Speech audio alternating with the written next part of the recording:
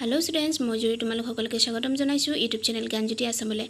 আৰু ক্লাস 10 সায়েন্সৰ আমি chapter 9 that is heredity and evolution অৰ্থাৎ বংশগতি আৰু ক্ৰমবিকাশ এই চেপ্টাৰটো ষ্টাডি কৰি আছিলো তো ইয়াৰ আগৰ ভিডিঅ'ত আমি about speciation পঢ়িছিলো বা ইভলিউশন মানে কি হয় এটা প্ৰজাতিৰ অৰ্গানিজমৰ পৰা ক্যাৰেক্টাৰ বিলাক চেঞ্জ হয় এটা নতুন species এটা নতুন প্ৰজাতিৰ species evolve হয় তো হেতু হৈছে speciation ওকে তো এই speciationৰ থ্ৰুৰে যেটো নিউ species produced হয় তাত কি হয় নিউ যিবিলাক species produce হৈছে হেবোৰ আগৰ যিবিলাক species আছে তাহাতৰ মাজৰ ক্যাৰেক্টাৰ বিলাক ডিফাৰেন্ট হয় তো তাহাতৰ পুৰণি স্পেচিছ আৰু নিউ যেটো ইভলভ স্পেচিছ আছে তাহাতৰ মাজত প্ৰজনন বা ব্ৰিডিং নহয় তাৰ মানে দুইটা দুইটাৰে ক্যাৰেক্টাৰ মেচ নকৰে তো ইয়াৰ পৰা আমি এটো ক'ব পাৰো যে এতিয়া যিবিলাক আমি কমপ্লেক্স যিবিলাক ষ্ট্ৰাকচাৰৰ আমাৰ লিভিং অৰ্গানিজম আছে হিউম্যান হক বা এতিয়াৰ যিবিলাক এনিমেল আছে হেবিলাকো কিছুমান সিম্পল অৰ্গানিজমৰ পৰা ইভলভ হৈ আহিছে হয়নে বা এনেকুৱা হ'ব পাৰে যে এতিয়াৰ যিবিলাক স্পেচিছ আছে হেবিলাক কিছুমান কমন এনসেস্টৰ থাকিব পাৰে ওকে তো কমন এনসেস্টৰৰ পৰা বেলেগ স্পেচিছ ইভলভ হ'ব পৰা এই কন্ডিশনটো বা এই কথাটোৰ কিছুমান এভিডেন্স আছে ওকে তো হে এভিডেন্স কেটা আমি যেটো ইভলিউশনাৰী ৰিলেশনশিপ মানে আগৰ ইভলিউশন হোৱা স্পেচিছ বিলাকৰ মাজত বা নতুনকৈ ইভলভ হোৱা স্পেচিছ বিলাকৰ মাজৰ যিবিলাক ৰিলেশনশিপ হেখিনি ট্ৰেস কৰি পেলাই হে কন্ডিশনটো হয় নে নহয় চাব পাৰো সো ফাৰ্স্ট এভিডেন্স হল হোমোলগাছ অৰ্গানছ দ্যাট মিন্স সমসংস্থ অংগ তাৰ মানে কি হয় organs which have similar basic structure but perform different function তো কিছুমান organism বা কিছুমান bird হক বা animalৰ হক কিছুমান basic structure থাকে ঠিক আছে কিছুমান বডিৰ পাৰ্টৰ যেটো স্ট্ৰাকচাৰ বেসিক স্ট্ৰাকচাৰ যেটো হেতু সেম থাকে বাট তাহাতৰ ফাংশনস বিলাক বেলেগ থাকে সাপোজ ইয়াত frog lizard bird and humanৰ যেটো four limbsৰ বা আগঠেং যেটো কও আমি তো হেতু পাৰ্টৰ পিকচাৰ দিয়া আছে তো ইয়াত আমি দেখা পাও সোৱা ইয়াৰ যেটো ফ্ৰন্ট ওপৰৰ পাৰ্ট হিউম্যানৰ ওপৰৰ স্ট্ৰাকচাৰ বাৰ্ডৰ ওপৰৰ এই পাৰ্টটো সেম হয় তাৰ পিছত এই পাৰ্টটো দুডাল হাড়ৰ লগত এটা জইনত কানেক্ট হৈ আছে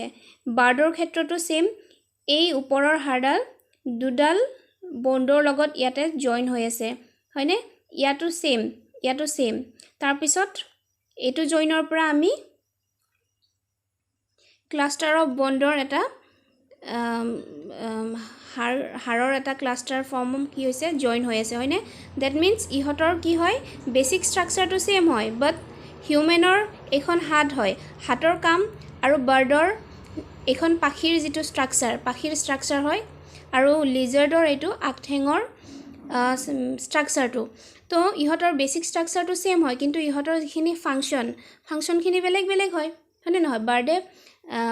তাহাতৰ উইংস কিখন উৰিবৰ কাৰণে ব্যৱহাৰ কৰে আমি বিভিন্ন কামৰ কাৰণে বা খাবৰ কাৰণে ইউজ কৰো হয়নে লিজাৰ্ডে মুভমেন্টৰ কাৰণে ইউজ কৰে হয়নে নহয় সো ইয়াৰ পৰা আমি চাব পাৰো যে এই চাৰিটা ফ্ৰগ লিজাৰ্ড বাৰ্ড বা হিউম্যান এগিটাৰ যেহেতু বডি পাৰ্টটোৰ স্ট্ৰাকচাৰটো বেসিক স্ট্ৰাকচাৰটো সেম হয় দ্যাট মিন্স এনেকুৱা হ'ব পাৰে যে এই চাৰিউটাৰে মানে এনসেস্টৰ কমন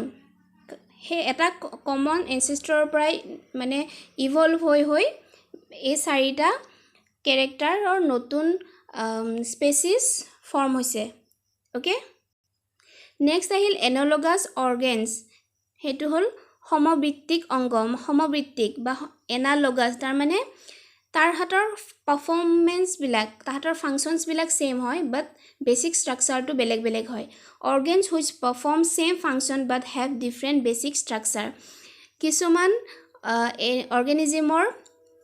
কিছুমান বডি পাৰ্টৰ ফাংচনবিলাক সেম হয় বাট তাহাঁতৰ যেটো স্ট্ৰাকচাৰ ইয়াৰ আগৰটো নিচিনাকে যেনেকে হোমোলগাছ অৰ্গানত পাইছো তাহাঁতৰ বেসিক স্ট্ৰাকচাৰটো সেম নহয় as for example wings of a bat and wings of a bird তো bat আৰু bird এই দুইটাৰে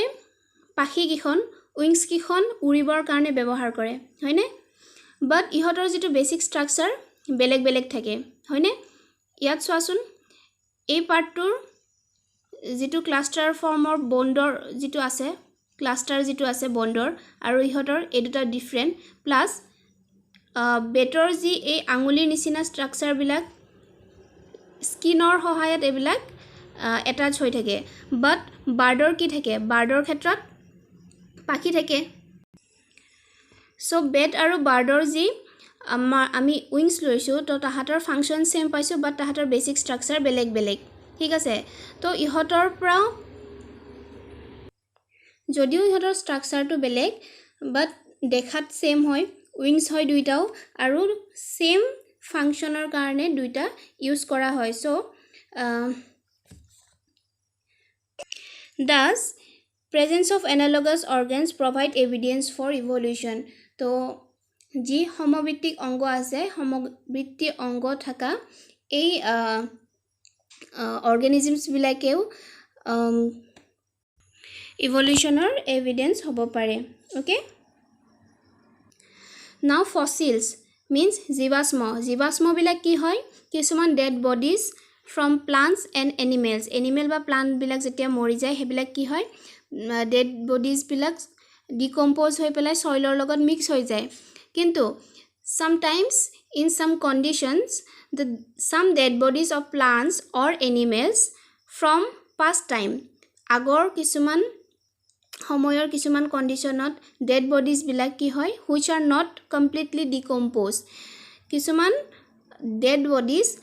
completely decomposed নোহাকৈ কেতিয়াবা থাকি যায় কিছুমান কন্ডিশনত লাইক যদি লাভা উলাই হঠাৎ তো লাভা বিলাক কি হয় খুব গৰম হয় হনে তো তাত